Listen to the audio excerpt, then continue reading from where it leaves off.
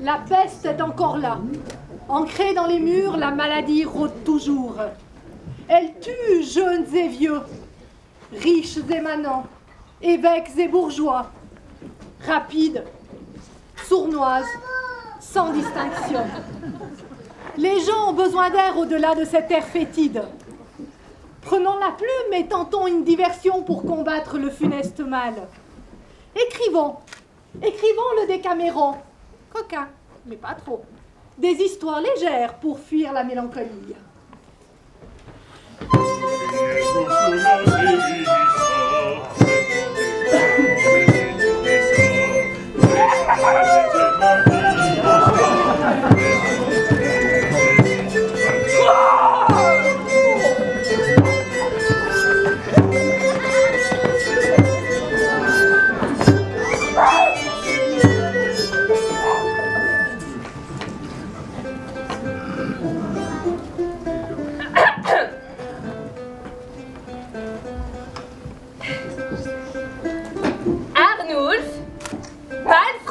Du roi et éperdument amoureux de la reine.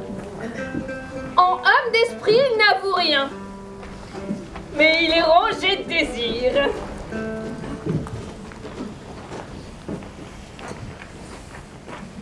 Ma chère Cosette,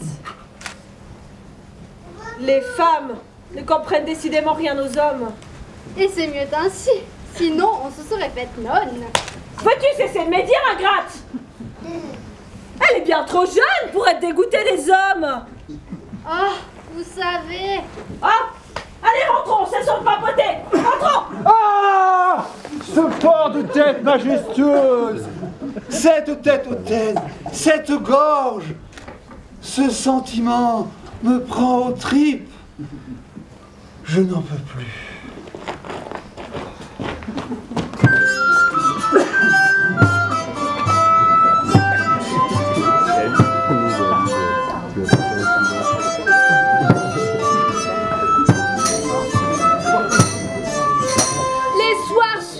Arnould fait aux abois.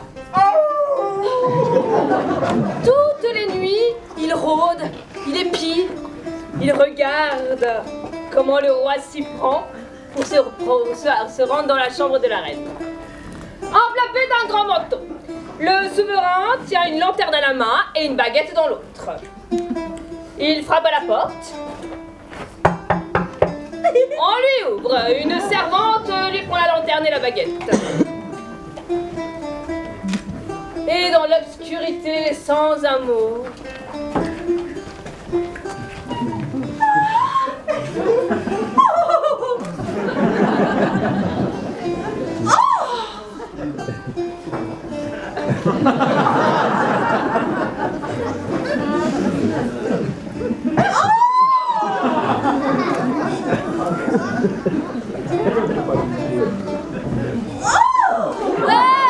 mais 15 minutes plus tard, déjà, le roi réapparaît sans lumière et il rentre à son logis.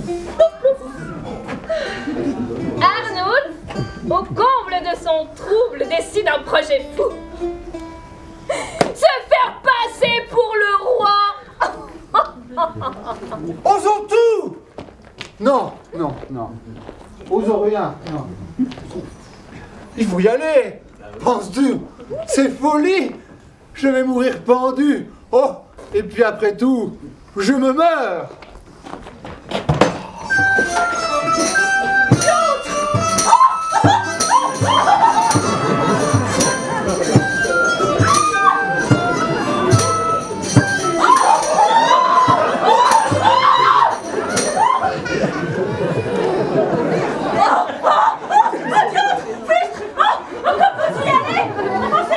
Nous voilà obligés de faire un saut dans le temps. 15 minutes, 20 minutes, 30 minutes. Arnould fait tout à son bonheur. Il en faire un petit peu trop, mais d'un geste héroïque de courage, il se retire du lit, met son gros manteau et part sans dire un mot. Mais c'était ce moment-là qu'une autre silhouette noire s'avance.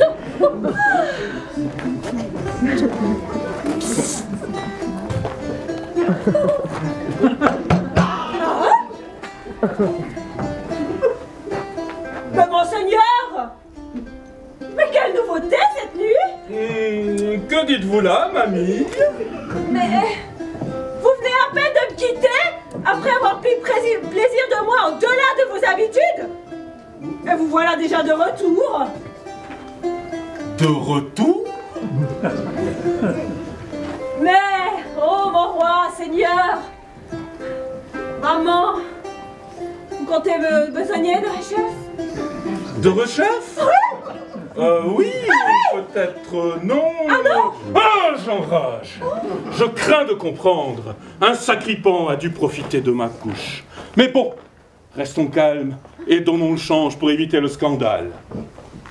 Femme? Ne vous semblais-je pas homme à être ici tantôt et y revenir?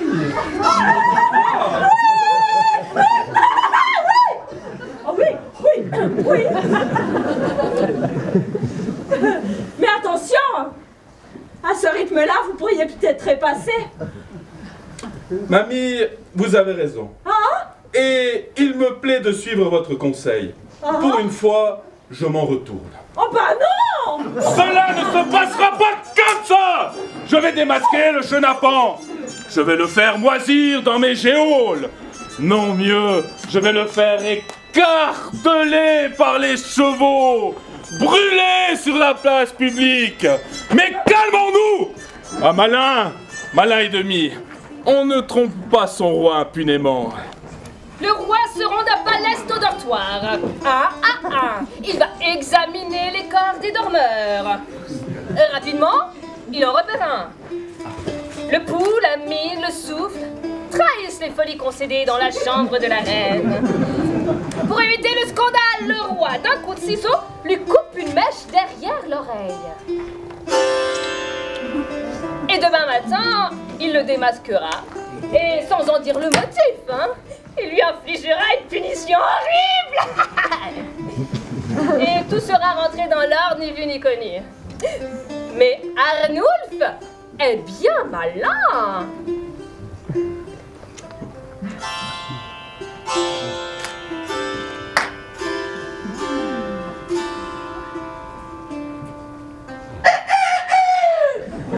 Qu'on fasse venir toute ma maisonnée!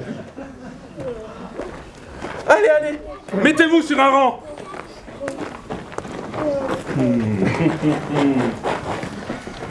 Sacrebleu, il me semble que tu as un drôle de trou derrière ton oreille. Quoi? Un autre trou? Un autre? Encore un autre? Des petits trous, toujours des petits trous, mais il se passe quoi? Celui qui a fait ça, bien qu'il soit de basse condition et bien malin, ce qu'il a fait, qu'il ne le fasse plus jamais. Allez, retournez à vos occupations. Hop!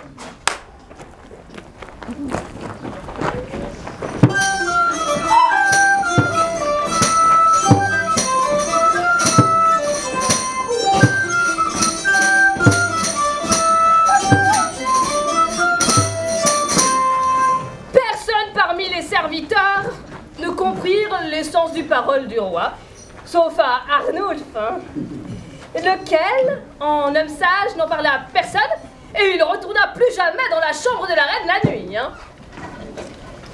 Avis au mari cocu! Restez aussi sage que notre bon roi!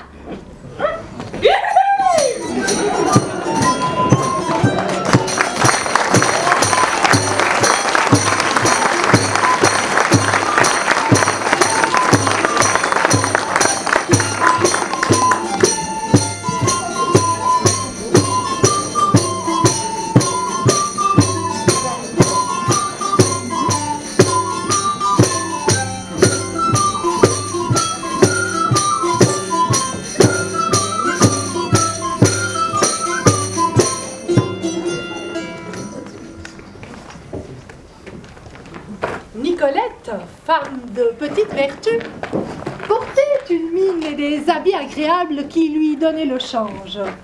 Cependant, beaucoup d'hommes s'y laissaient prendre.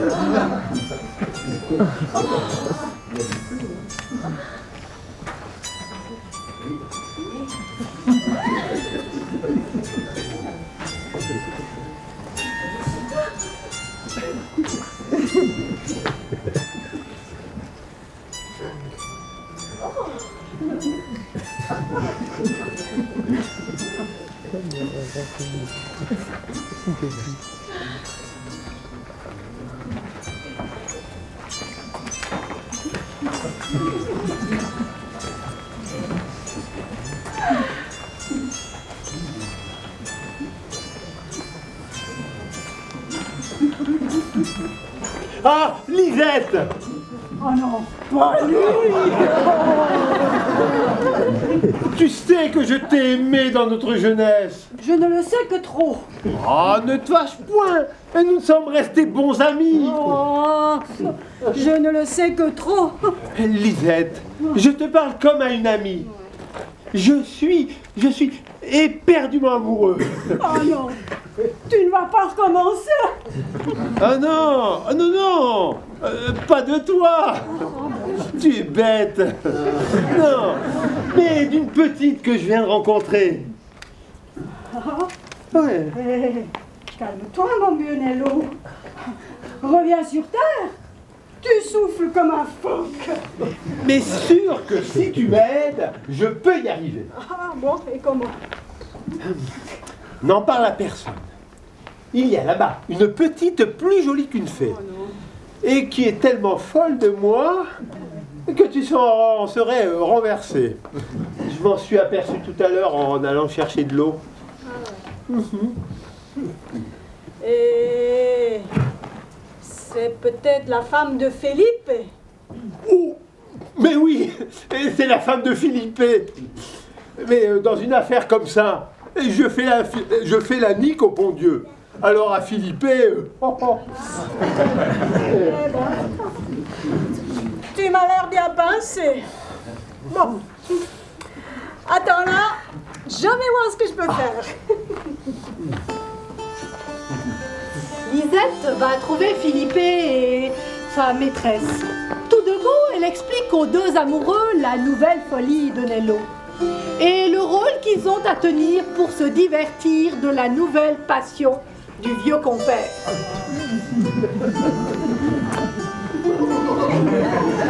Hé, Nello, que je te le dise tout de suite.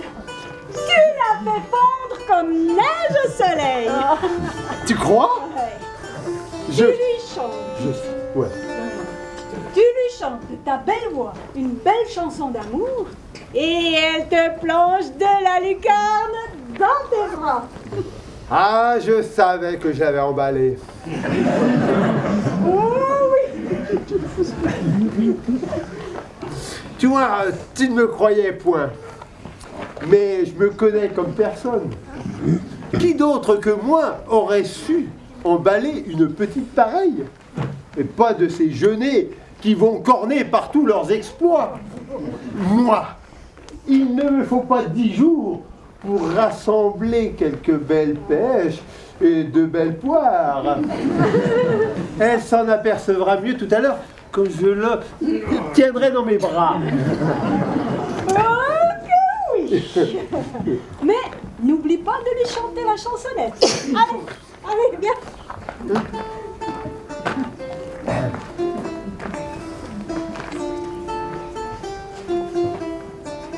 Douce dame jolie, pour mieux ne penser mieux que nul et seigneurie, et que pour moi seulement pour vous.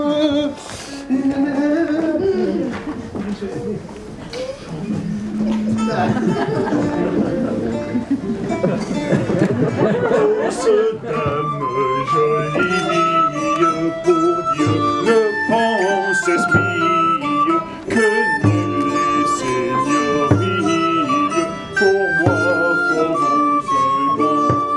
Douce dame jolie, pour Dieu ne pense mieux que nul et seigneurie, pour moi, pour vous seulement. Un mois est passé, et les assauts répétés du vieux Nello restent vains.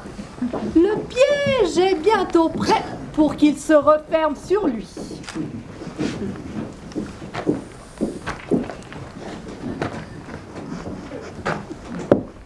Alors, mon vieux Nello, ton charme tarde à porter ses fruits? Ses yeux m'avaient tant promis, mais je crois qu'elle me mène par le bout du nez. Oh, ne t'inquiète pas, mon vieux Nello. Est-ce que tu crains la magie noire? Non. Oui. Mais quelle magie noire? Et oserais-tu porter cette amulette? Une amulette? Ce parchemin contient chauve-souris, graines d'encens, chandelle bénite. Mets-le autour de ton cou. Approche-toi de ta belle, caresse-lui la joue, et elle te suivra comme un petit chien et fera tous tes désirs. Es-tu sûr? Comme le jour succède à la nuit.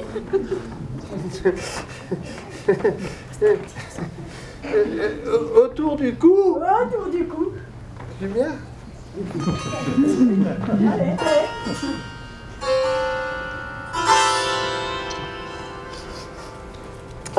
Oh, mais je sens, moi, venir comme une vigueur.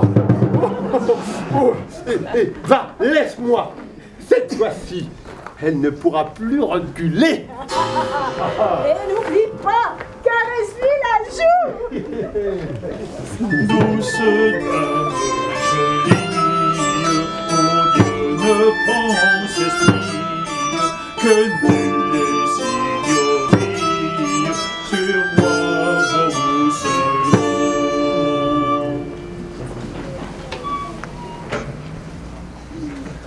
Tassa! Tassa! Tassa! Oh, tu connais Nello, ton mari? Ah oui, Toujours prêt à faire des sottises. Oh, il n'est jamais en reste, les bougres. Mais t'a-t-il causé du tort? À moi, un peu. Mais surtout à toi. À moi? Oui. Mais ne crains pas la mort. Raconte. Eh bien, figure-toi qu'il s'est amouraché d'une jeune femme. Ah, elle est assez dégoûtante pour s'enfermer toujours avec lui et... enfin, c'est mieux que tu viennes voir par toi-même. Oh, bien sûr que je vais venir voir. Mais donne-moi un bâton. Un bâton. Bâton. Tu crois pas que je vais ménager, hein? Oh, non. Allez, allons, bâton.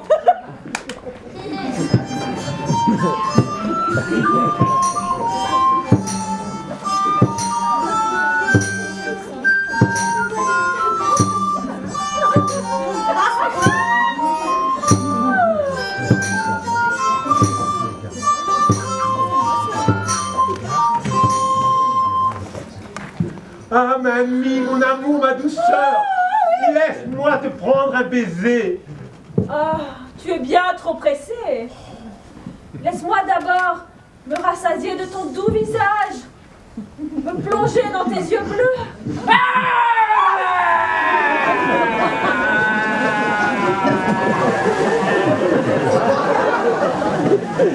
Tiens, gale! Tu me joues ce tour! Mais mamie, j'ai glissé, il y avait prise. Mais vieux fou! Tu n'as pas assez de mes bontés! Il te faut compter fleurette chez tous les voisins! Oh, pitié, mamie. Tu ne me connais pas, misérable! Oh, si, je te connais, ma Tessa. Et regarde-toi, dégoûtant personnage! Et cette fille, elle a où les vignes? Il y a méprise. Tu dis encore! Mais je ne la connais pas, une inconnue de passage. Une inconnue de passage, je connais pas! Une jeune fille de rien du tout pour aimer un vieux gosse comme toi! Hé, tais-toi, lève-toi et marche! Pitié, mamie. Pitié, mamie. Oh, Maison! Maison! Maison! Maison!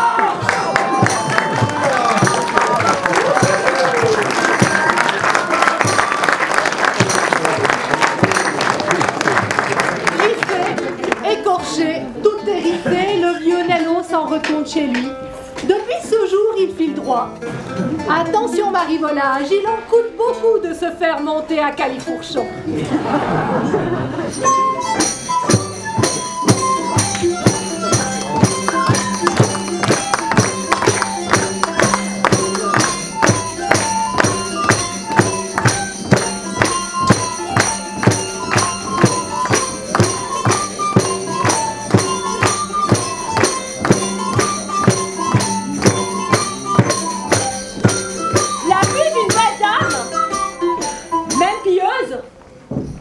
n'a jamais dérangé les hommes. Hein.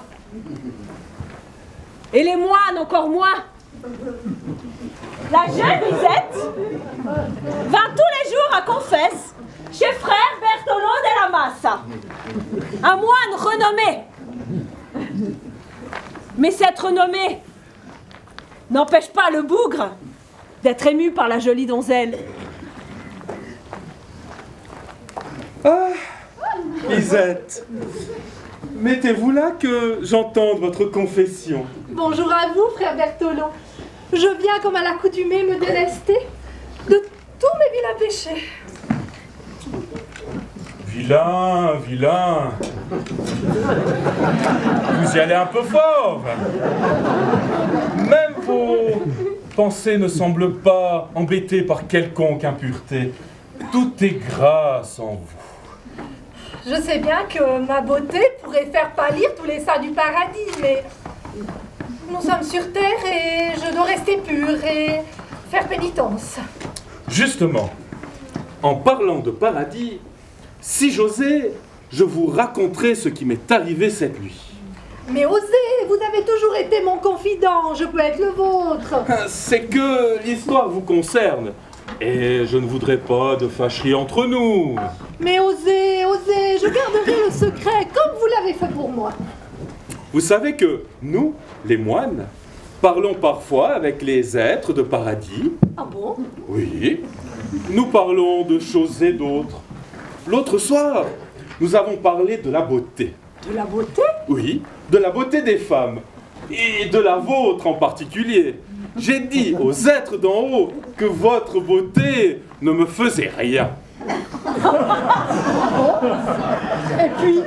Et puis, hier soir dans mon sommeil, je suis réveillé par un coup de bâton, puis un deuxième, et un troisième. Un coup de bâton? Un homme me frappait en hurlant « Quoi? Elle est pas belle, la Lisette !» Dans un dernier souffle, je me suis mis à genoux. Et j'ai supplié l'arrête. Avant de m'évanouir, j'ai pu dire ceci. Mais qui êtes-vous? Et une voix grave m'a répondu. Oh, je suis l'ange Gabriel.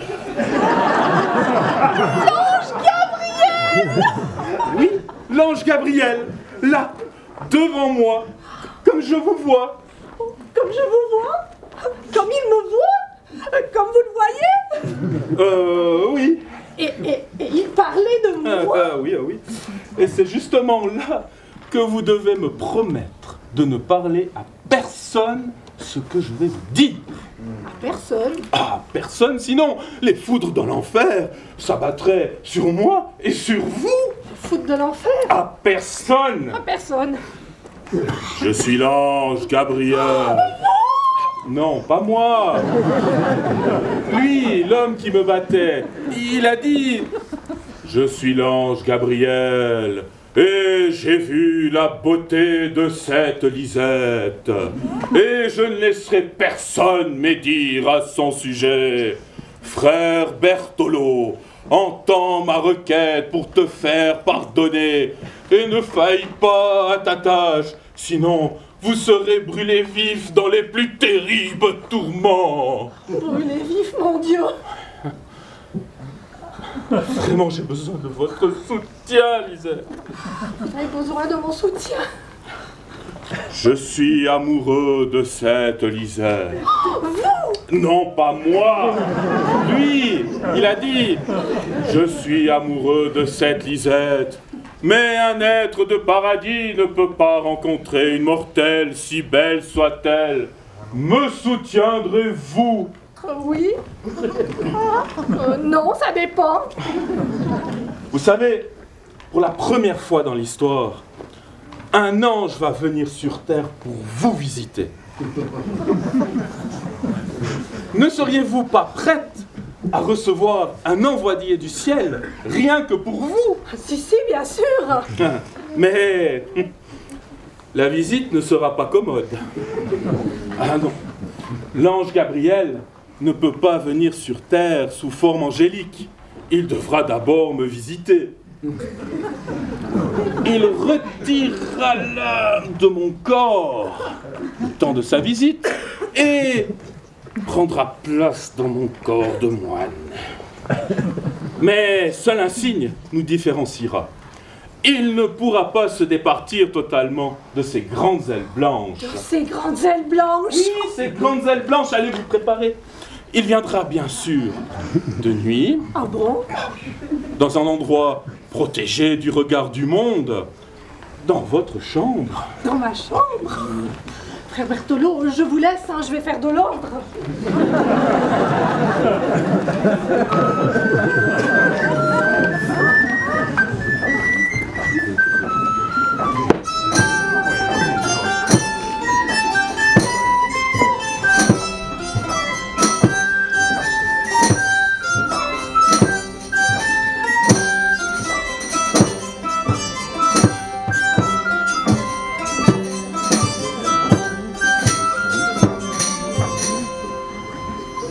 Et la rencontre eut lieu.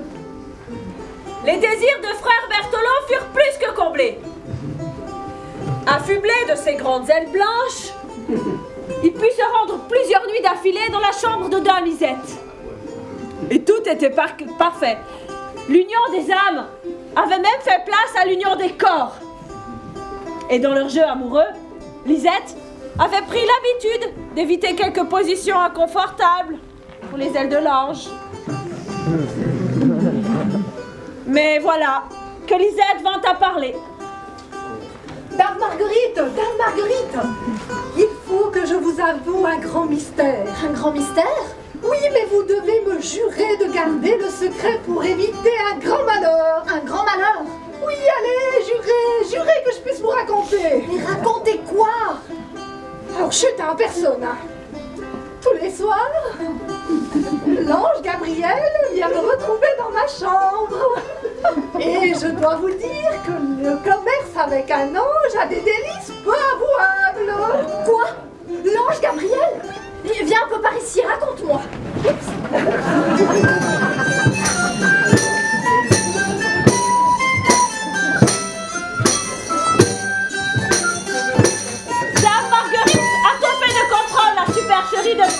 Berthelot. Folle de rage, elle lui prépare un tour pendable. Et elle sermonne la jeune Lisette, qui est toute pénaude. S'avoue qu'elle s'est fait gruger.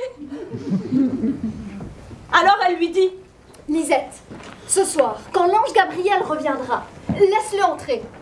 Tu vois ce coffre-là? Je vais lui faire un trou, juste ce qu'il faut. Et toi, tu demandes à l'ange Gabriel de... Mais voilà que l'ange Gabriel arrive.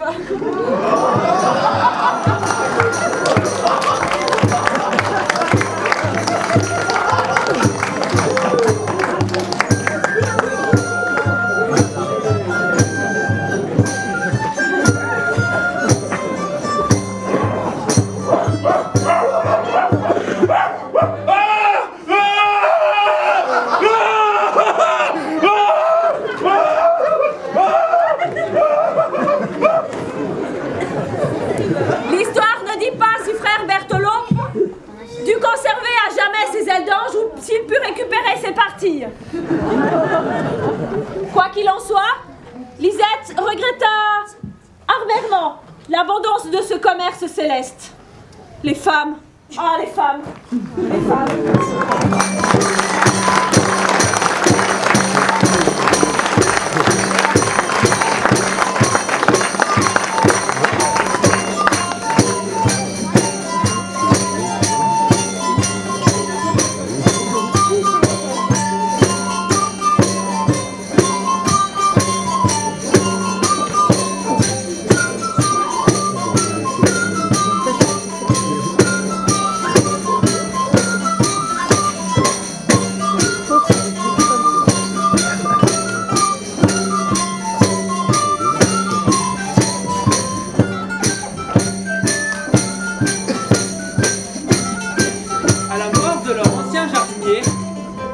Les moniales ont eu la surprise d'accueillir un beau jeune homme. Svelte et vigoureux, mais qui a un défaut. Il est muet. Pensez-vous que ce qui devait arriver arriva? Nous allons voir. Si j'étais sûre que tu gardes le secret, je te dirais mes pensées. Parle avec confiance. Pour sûr, je ne le dirai à personne. Notre vie de moniale est bien sévère. Et j'ai entendu des femmes dire que rien n'est plus agréable que les caresses que nous font les hommes. Mais veux-tu te taire? Si, ou plutôt non. Je me suis dit que j'en tâterais bien avec ce muet pour voir si c'était vrai. Mais tu es folle. Il a l'air gentil. Et il voudrait nous dénoncer qu'il ne pourrait pas. Que dis-tu? Nous avons promis notre virginité au bon Dieu. Et même un petit coup, rien qu'un petit coup, serait péché. Est-ce que l'amour est péché? Alors faire l'amour ne devrait pas l'être beaucoup. Mais si nous tombons enceintes? Arrête donc de penser au malheur avant même qu'il n'arrive. Allez! Les deux moniales se rapprochent du jardinier et le prennent par le bras. Elles lui murmurent des caresses à l'oreille, tout en l'attirant dans une petite cahute. L'une fait le guet, pendant que l'autre passe à l'attaque.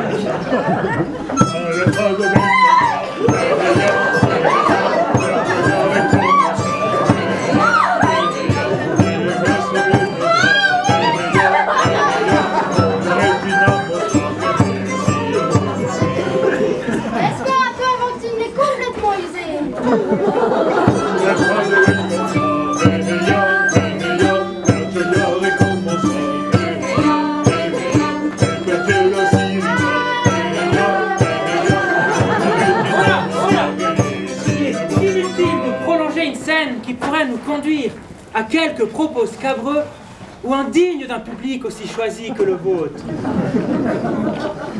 Mais force est de dire que les autres moniales ont assez tôt repéré le manège et veulent les jours suivants bénéficier des mêmes services. Seule l'abbesse du couvent n'a pas remarqué ce manège. Tiens, la voilà qui arrive.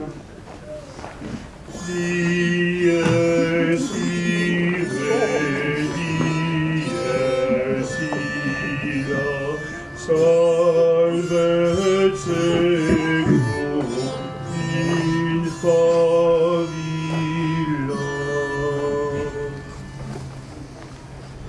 bien-aimés, je vous exhorte comme étrangers et voyageurs sur la terre à vous abstenir des convoitises charnelles qui font la guerre à l'âme.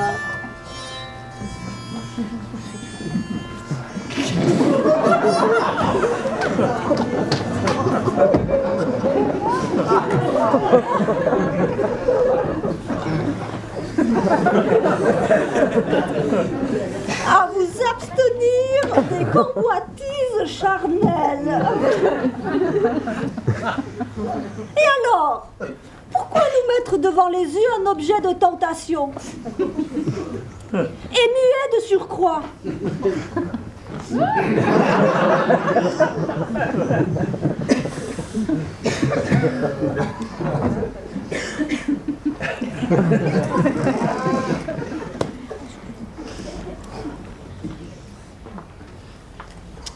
Je crois qu'il est temps d'aller lui faire un brin de conversation.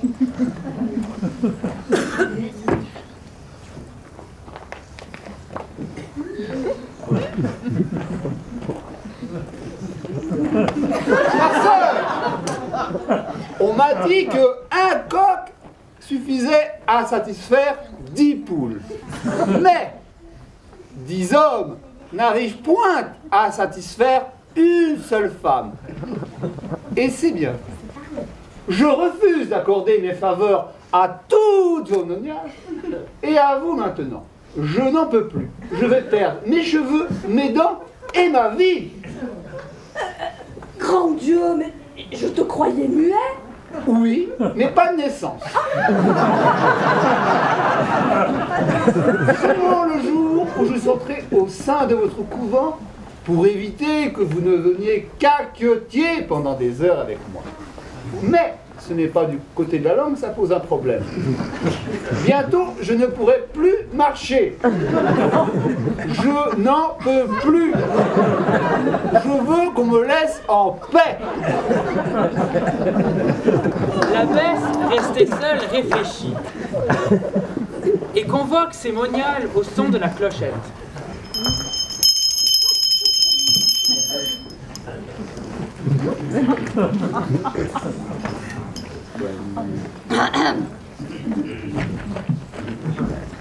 Oh. Mes chères filles, la nature nous a faites femmes avant que d'être moniales. Même si le péché nous est étranger, je sais que les besoins de la chair peuvent nous mettre à mal. Je sais que nous sommes faibles. Je sais que certaines d'entre vous ont péché. Peut-être toutes. Peut-être moi également. Par contre, il est inadmissible. Il est inadmissible que le seul coq du poulailler soit mis à mal par l'ensemble de la basse-cour. Il n'a plus que la peau et les os. Et pour peu, nous allons le faire mourir. Allons. Allons discuter pour organiser un tournus.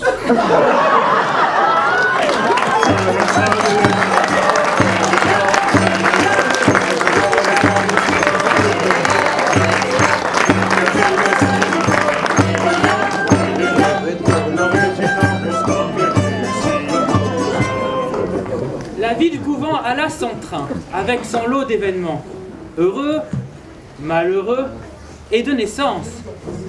La chair est faible et l'esprit entre parfois à son service.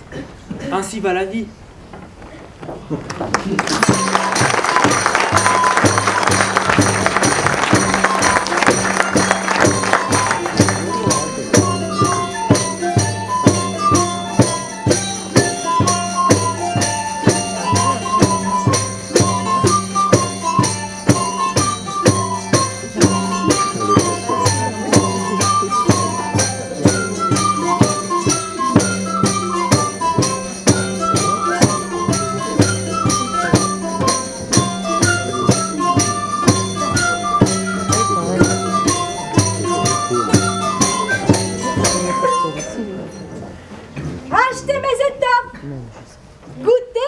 reine de paradis, 2 deniers la livre seulement.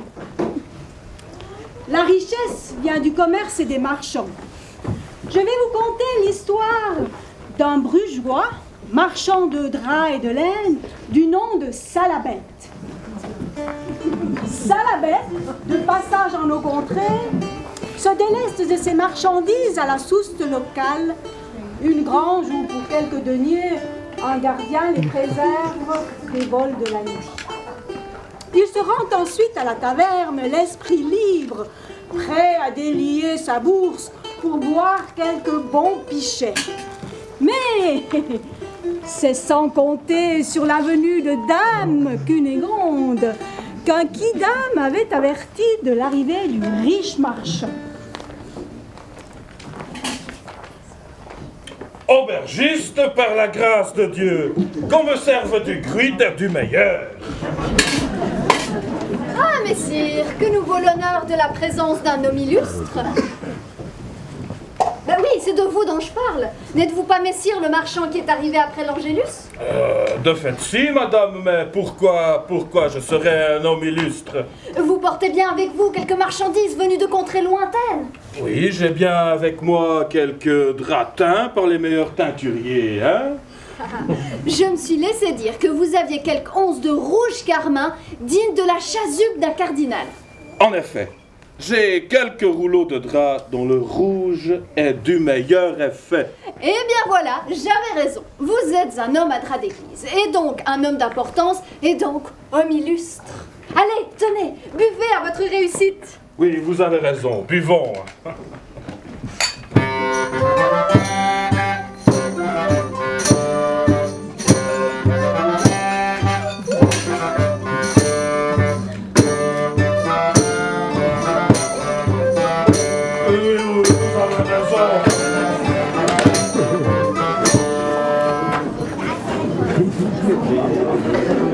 Et ce qui devait arriver arriva. Salabette, oublieux de sa femme et des siens, se retrouve dans le lit de Dame Cunégonde. Le réveil sera difficile. Oh, notre dame, ma tête, mon Dieu, où suis-je? Ah, mais que faites-vous là? Dans le plus simple appareil. Ne me dites pas que nous avons fait la chose. Oui, plutôt 10 fois qu'une. Quel homme, une cavale fougueuse. Oh mon Dieu, si ma femme l'apprend, je suis mort une fois. Oh, il serait bon de remettre le couvert. Ne croyez-vous pas que nous avons avec un peu trop d'empressement Oh non, non, non.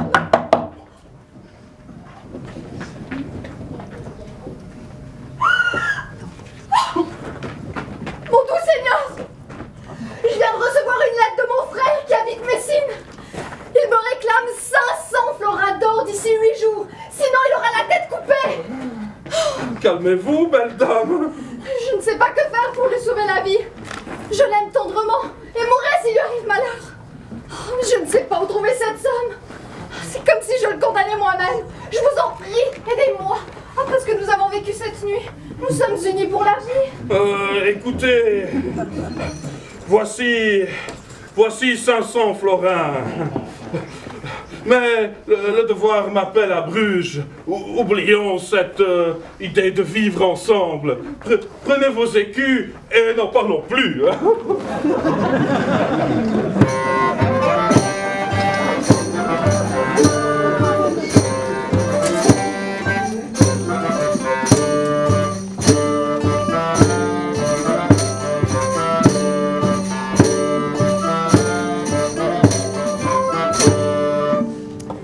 Passé son mal de tête, Salabette ne peut s'enlever de l'esprit qu'il a été bien imprudent et qu'il s'est fait gruger. Sa gueule de bois devient gueule d'amertume. Mais tout vient à temps à celui qui sait attendre. Et voilà ce qu'il a fait. Après plusieurs mois, le voilà de retour en terre de Dame Cunégonde. À nouveau, menant grand tapage, il dépose à la souste du coin 5 grands tonneaux, en clamant à qui veut l'entendre que d'ici quelques jours, 15 autres fûts de la meilleure huile et 5 fûts plus petits, mais de précieux contenus vont suivre. Comme la première fois, Dame Cunégonde ne tarde pas à être avertie. L'appât des deniers la reprend. Et elle songe à multiplier ses gains sur le dos de l'imbécile qu'elle a déjà grugé une première fois. Évidemment, Salabette se trouve déjà à la taverne. Mon ami, vous voilà revenu. Quelle merveilleuse nouvelle. Sachez que je vous dois tout. Mon frère a eu la vie sauve. Mais je vous en prie, chère dame, nous sommes quittes. Que nenni. Sachez que depuis le fameux soir, je ne dors plus. Mon corps se languit de vous. Vous ne croyez pas qu'à nos âges, nous ne sommes plus d'âge à écouter la voix de nos corps? Oui, mon corps se languit de vous, et mon esprit aussi. J'ai appris que vous êtes venu avec belle marchandise. Venez chez moi ce soir. Nous ferons grande chère. Et comme signe de mon amitié et de ma sincérité, voici une bourse avec les 500 florins que vous m'aviez donnés. Je suis venue à meilleure fortune et ne veux pas que des histoires d'argent entachent notre relation. Merci, belle dame. Je reconnais bien là votre grand cœur et je me réjouis de vous retrouver, Zéan.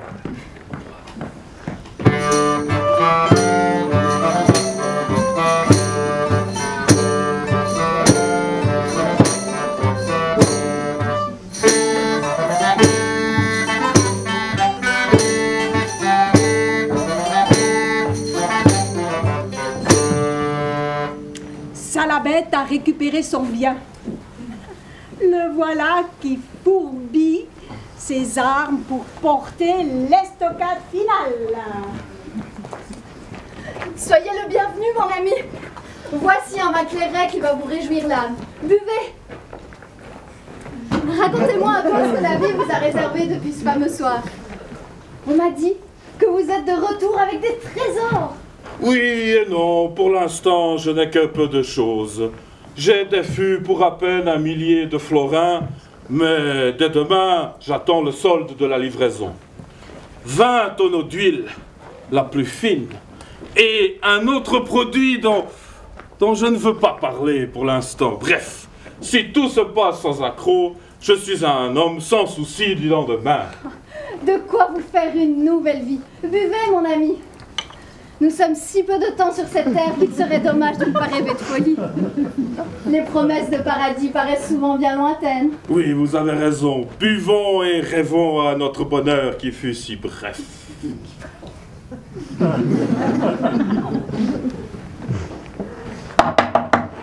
Une voix appelle de l'extérieur. Maître, maître, c'est de la plus haute urgence. Oh mon Dieu, mais qui m'a suivi? Est-ce mes gens qui m'espionnent? J'enrage! Calmez-vous, cela semble de la plus haute importance. Allez ouvrir. Vous n'avez pas honte d'être chez une femme de bien.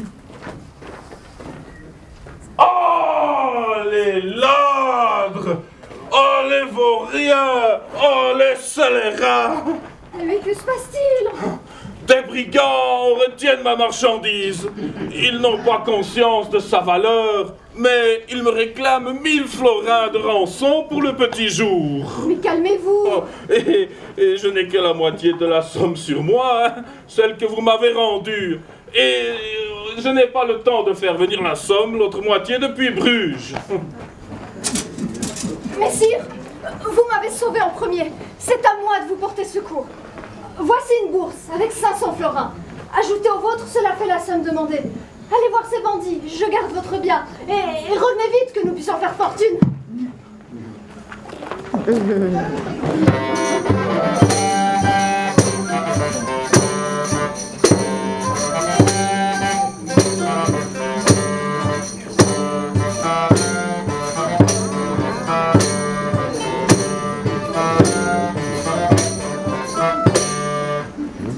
Dame Cunégonde attend un jour, puis 2, puis 3, le retour de son imbécile de marchand.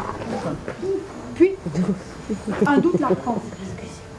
Elle court à l'entrepôt, ouvre les tonneaux. En guise d'huile précieuse, elle y trouve de l'eau. Et en guise de produits précieux, de l'étoupe pour allumer le feu. Elle retourne à la taverne en rage. Aubergiste, qu'on me serve du vin. La pilule est ta mère. De reine des maris cocus, je deviens reine des gourdes. À vous, les femmes finaudes, et vous, les hommes qui vous croyez malins. Malheur à vous si un jour vous faites affaire avec un brugeois. Mieux vaut être borgne. Par le sang de Dieu, est-ce qu'il arrive, ce vin?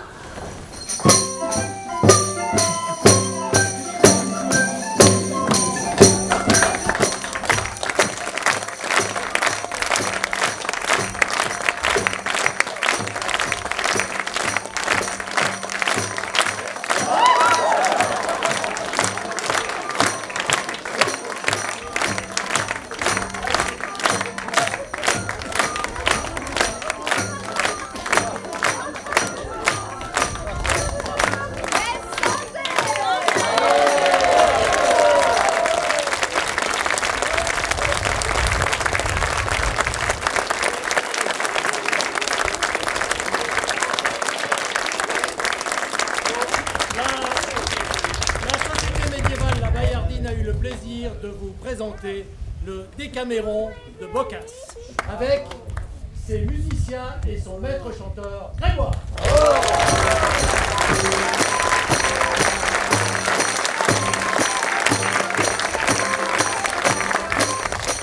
À la lumière et au décor, Jessie et Séverine.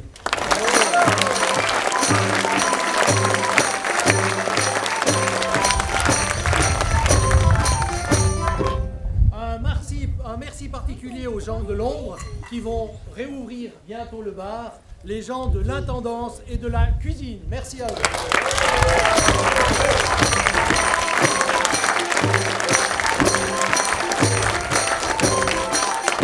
Et évidemment, merci à nos comédiens.